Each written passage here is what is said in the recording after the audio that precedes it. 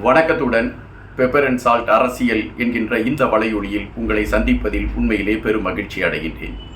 தினமும் ஒவ்வொரு கருத்துக்களை எடுத்து வைத்துக் கொண்டிருக்கின்றேன். குறிப்பாக விஜய் அவர்களுடைய அரசியல் கட்சியின் செயல்பாடுகளை மையப்படுத்தி எந்த வலையொலிகளும் சொல்வதற்கு முன்னால் பல செய்திகளை நான் எடுத்து வைத்துக் கொண்டிருக்கின்றேன்.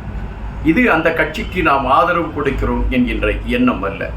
ஒரு புதிதாக வந்திருக்கக்கூடிய ஒரு கட்சியின் செயல்பாடுகளை பொதுமக்களிடம் கொண்டு செல்ல வேண்டும் என்கின்ற ஒரு நிலைப்பாடுதான். தற்பொழுது உள்ள சூழலில் விஜய் கட்சியை மையப்படுத்தி பல செய்திகள் பரபரப்பாகவே பேசப்பட்டு கொண்டு இருக்கின்றன. ஒன்று, மாநாடு விடயங்களை குறித்த செய்தி, விஜயின் 69வது திரைப்படத்தை மையப்படுத்திய செய்தி, விஜயின் கட்சிக்கு பெருவாரியாக திரண்டு கொண்டிருக்கக்கூடிய இளைஞர்களை மையப்படுத்திய செய்தி, எச்சூழலிலும் மாநாடு நடந்தே தீரும் என்று சூளுரைத்திருக்கக்கூடிய புசி ஆனந்த் அவர்களுடைய கருத்துக்களை மையப்படுத்திய செய்தி என்று பல செய்திகள் விஜயின் கட்சியை மையப்படுத்தி பரபரப்பாக பேசப்பட்டு கொண்டு இருக்கின்றன.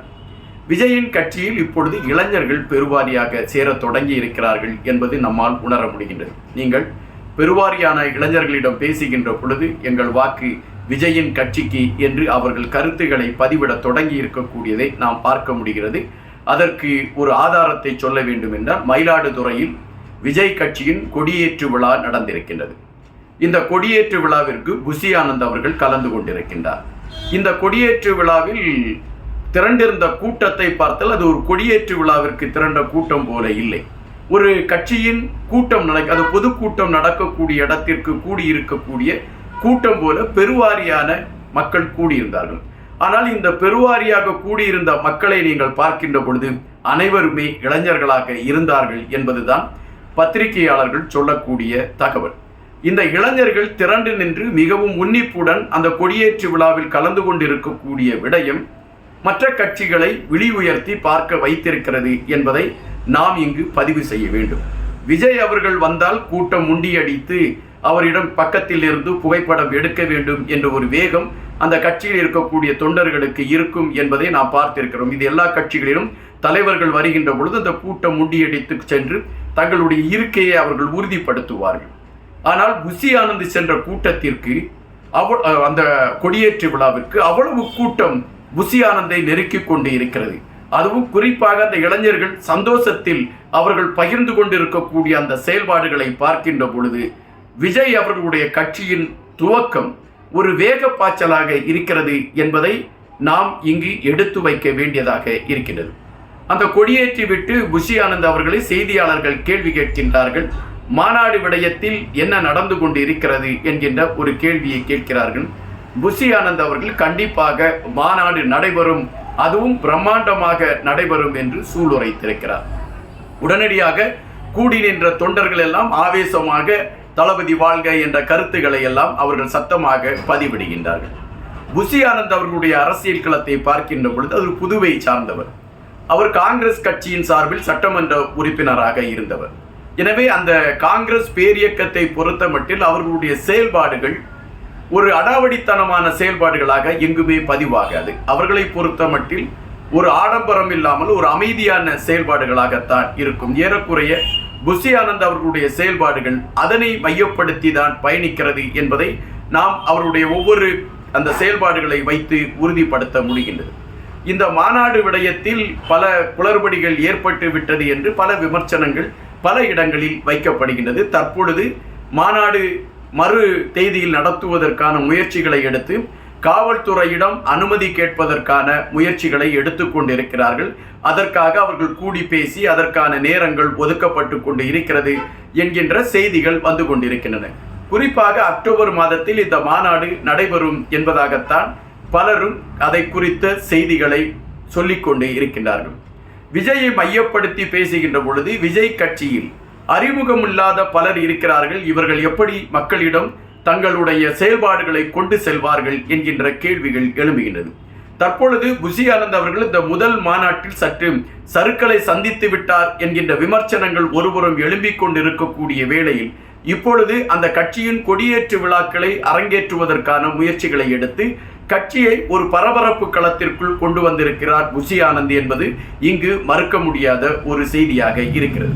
அதுபோல கடலூரை சார்ந்த தலைமை நிலை செயலாளராக இருக்கக்கூடிய ராஜசேகர் மிக தெளிவான அரசியல் களத்தை எடுத்துக்கொண்டு பயணிக்கக்கூடிய விடயங்களும், மகளிர் அமைப்பை சார்ந்த அந்த சகோதரிகளும் அவர்கள் செயல்பட்டு கொண்டிருக்கக்கூடிய விடயங்களை குறித்து பார்க்கின்ற பொழுது மிக தெளிவாக அவர்கள் தங்களுடைய அந்த ஒவ்வொரு நகர்வுகளையும் எடுத்து வைத்துக் கொண்டிருக்கின்றார்கள்.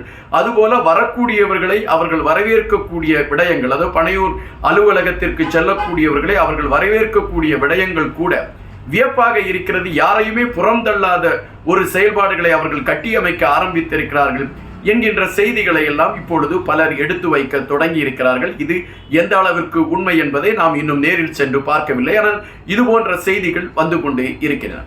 தற்பொழுது இந்த மாநாடு நடைபெறுகின்ற விடயத்திற்கு முன்பாகவே பல ஊர்களில் விஜயின் கட்சியின் கொடி ஏற்றப்படுவதற்கான ஒரு களம் அமையும், அதற்கான ஒரு பரபரப்பு எட்டுவதற்கான ஒரு சூழல் அமையும் என்கின்ற விடயங்கள் பரபரப்பாகவே பேசப்படுகின்றது.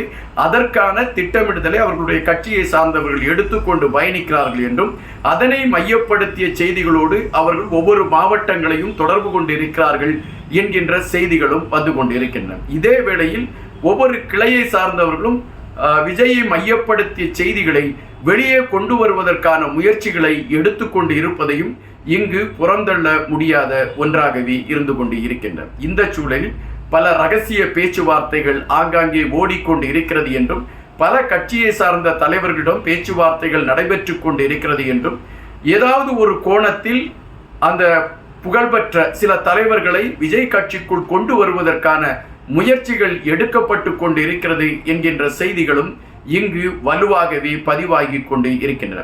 2026 ஆண்டு வருகின்ற சட்டமன்ற தேர்தலில் 234 தொகுதிகளிலும் விஜய் கட்சி போட்டியிடும் என்பதை விஜய் முன்பே அறிவித்திருக்கின்றார்.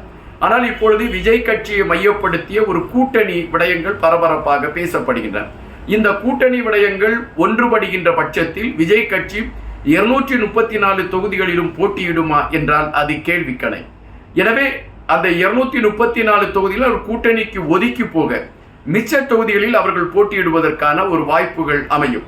அதற்கான களப்பணிகளும் இப்பொழுதிலிருந்தே ஆரம்பித்து விட்டார்கள் என்றும், ஒவ்வொரு தொகுதிகளிலும் ஒவ்வொருவரை தேர்ந்தெடுத்து அவரை மக்கள் மத்தியிலே அறிமுகப்படுத்துவதற்கான களங்களை எடுத்துக்கொண்டு செயல்பட வேண்டும் என்கின்ற கட்டளை விஜயிடம் இருந்து பிறப்பிக்கப்பட்டிருக்கிறது என்றும், குறிப்பாக இளைஞர்களுக்கு முன்னுரிமை கொடுப்பதற்கும் பெண்களுக்கு முன்னுரிமை கொடுப்பதற்குமான களங்களை உருவாக்கி கொண்டு இருக்கிறார்கள் என்கின்ற ஒரு செய்தியும் வருகின்றது. அதுபோல சமூக நீதியை மையப்படுத்திய செயல்பாடுகள் இருக்க வேண்டும். ஒரு குறிப்பிட்ட ஜாதியை சார்ந்தவர்கள் தான் கட்சியில் மேலோங்கி இருக்கிறார்கள் என்கின்ற நிலைப்பாடுகள் அகற்றப்பட்டு எல்லோரும் இணைந்து செயல்படக்கூடிய ஒரு களம் உருவாக்கப்பட வேண்டும் என்கின்ற திட்டமிடுதலோடு அந்த கட்சி முன்னேறி கொண்டு இருக்கிறது என்கின்ற செய்திகளும் வருகின்றன. தேர்தலை மையப்படுத்தி பல செய்திகள் சொல்லப்பட்டு கொண்டிருக்கக்கூடிய இந்த வேளையில் மாநாட்டை மையப்படுத்தி விஜய் கட்சியை குறித்த செய்திகள் பரவிக்கொண்டு இருக்கக்கூடிய விடயமும் அந்த கட்சிக்கு விளம்பரமாகவே மாறிக்கொண்டு இருக்கிறது என்பதுதான் நிஜம். நன்றியுடன் இன்பா.